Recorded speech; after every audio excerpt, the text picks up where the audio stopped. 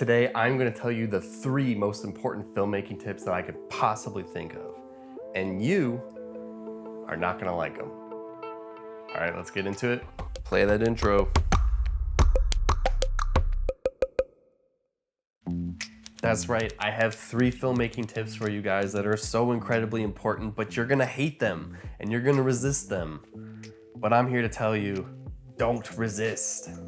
And you know what? I still have a hard time following these lessons myself, but that's why I'm here to share it with you guys. If you follow them, you get over that resistance, your life as a filmmaker is gonna be so much easier.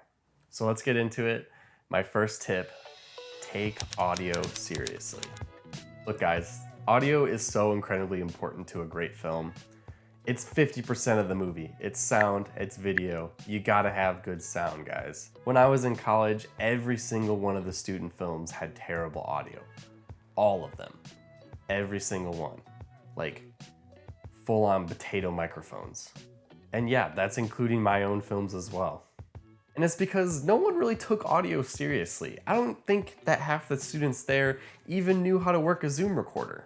Everybody was so focused on directing, so focused on the camera, so focused on the acting and the script, but they forgot the whole other half of this movie is audio. Audio sometimes isn't as fun as a really cool dynamic shot or a really fun stunt, but it's just as important.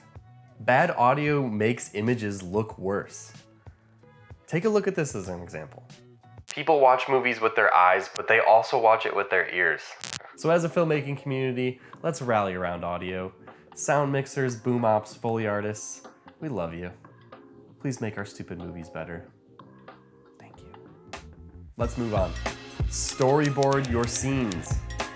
If you have an idea for a movie, you're gonna have to really communicate that idea the best you possibly can, and storyboarding is gonna do exactly that. And there's no better way to show people what your movie's gonna look like than to just show people your movie and what it's gonna look like.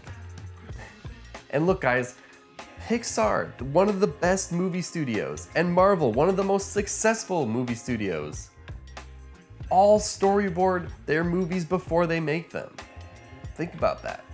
And yeah, they have the benefit of having the best artists on the planet work on these movies, and the benefit of animating a rough version of the entire movie so they can just show people exactly what it's gonna look like. But so can you. Maybe not animate it, but you can do something similar to that. Stick figures and scribbles are just as effective. Like guys, my handwriting looks like it was written by a 4th grader, but I still think that storyboarding is the easiest way to communicate my ideas to people. Not to mention, as a director, it's super helpful for me to just get that visual language out of my head and just look at it, because I'm a really visual person, so being able to just look at this thing that's been in my head for a long time is really helpful. I could keep going on and on about storyboards right now. I'm not going to. We're gonna move on. But I think you know. I think you know how important it is. Okay, let's move on to tip number 3. My last tip, find your crew. Look, there is no such thing as lone wolves in this industry. If you wanna get that movie made, if you wanna get that script seen, you're gonna need some people to help you along the way. I feel like a lot of filmmakers come out of school and they have this idea that their vision needs to be untampered with and unbounded. Their artistic vision is everything. But if I'm being honest, guys, that's a pretty immature thought to have. Most of the time, your ideas are gonna suck. And yeah, I totally understand the whole go with your gut creative feeling. That's good. You should definitely be listening to that as well. But filmmaking is a collaborative process.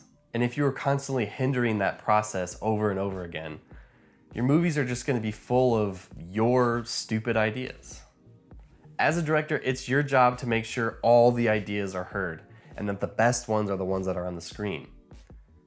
And those ideas are coming from you and the people you surround yourself with. Your crew. Pick people you like. Pick people whose opinions matter to you. And if you do that, you're only setting up your movie and yourself up for success. Picking a crew that you like to work with is so incredibly important to your filmmaking journey, and it will pay dividends later on in your career. Filmmaking is a team sport, so go out there and find your teammates. I like how this tip is just go make some friends.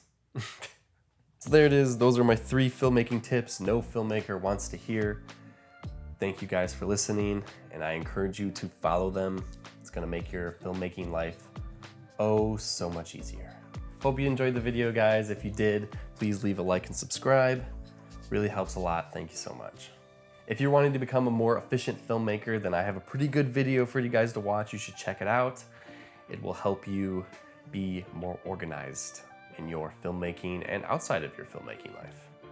Thanks for watching, guys, and go get yourself some better audio.